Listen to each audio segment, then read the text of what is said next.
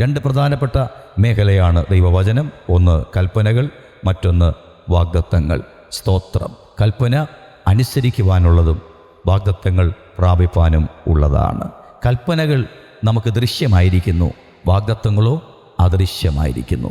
ദൃശ്യമായ വ്യവസ്ഥയിൽ നാം ഗ്രഹിക്കേണ്ടത് കൽപ്പനകളും, അദൃശ്യമായ വ്യവസ്ഥയിൽ വിശ്വാസത്താൽ നാം സ്വായത്തമാക്കുകയും ചെയ്യേണ്ടത് വാഗ്ദാനങ്ങളുമാണ്.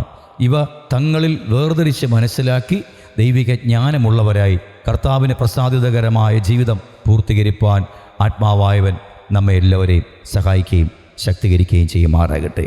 അതുകൊണ്ടാണ് എബ്രായർ ലേഖനം വായിച്ചു വരുമ്പോൾ 10-ാം അധ്യായം 36-ാമത്തെ വാക്യത്തിൽ കാണുവാൻ കഴിയും, ദൈവം ഇഷ്ടം ചെയ്ത് വാഗ്ദത്തം പ്രാപിപ്പാൻ സഹിഷ്ണുത നിങ്ങൾക്ക് ആവശ്യം. കൽപ്പന നമുക്ക് ഭാരമുള്ളവയല്ല.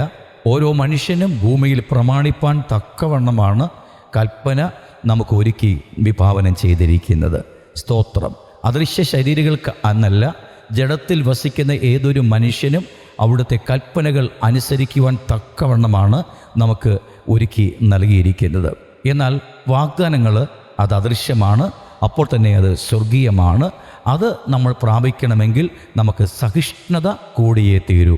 ദൈവികമായ വാഗ്ദാനങ്ങളെ നമുക്ക് ലഭ്യമാകേണ്ടതിന് സഹിഷ്ണുത നമുക്ക് ആവശ്യമാണെന്ന് നിർമ്മലമായ വചനം നമ്മെ പഠിപ്പിക്കുന്നു. പരിശുദ്ധാത്മാവ് അതിനായി നമ്മെ സഹായിക്കുമാറാകട്ടെ.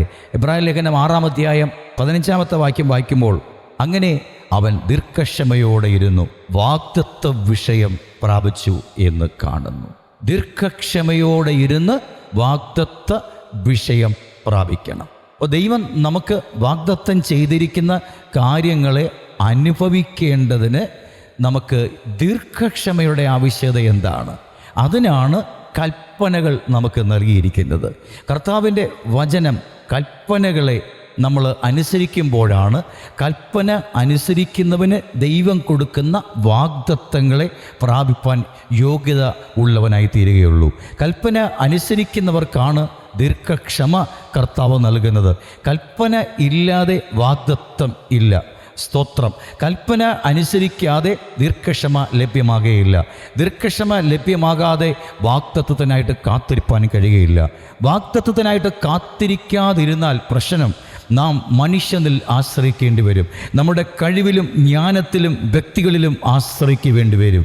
വിശ്വാസത്തിൽ നിന്നും ഉത്ഭവിക്കാത്തതൊക്കെയും പാപം തന്നെ. അങ്ങനെയാണെങ്കിൽ നമ്മളിൽ പാപം വെളിപ്പെടുവാൻ ഇടയാകും.